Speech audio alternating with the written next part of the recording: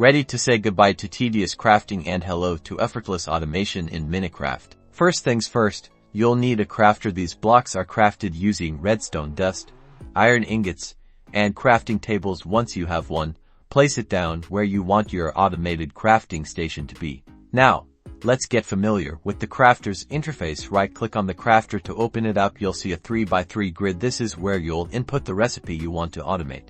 To set up a recipe, place the required ingredients in the correct pattern, just like you would on a normal crafting table. For example, if you want to automate crafting of sticks, you would place two planks on top of each other.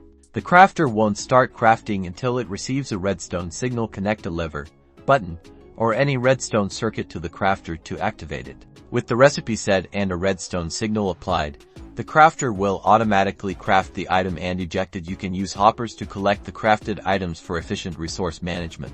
You can lock certain slots to prevent ingredients from being placed there. This is useful for recipes that require specific empty spaces. Just click on a slot to lock or unlock it. And there you have it. You're now equipped to use the crafter block in Minecraft to automate your crafting and streamline your resource management, opening up a world of possibilities for complex automation projects.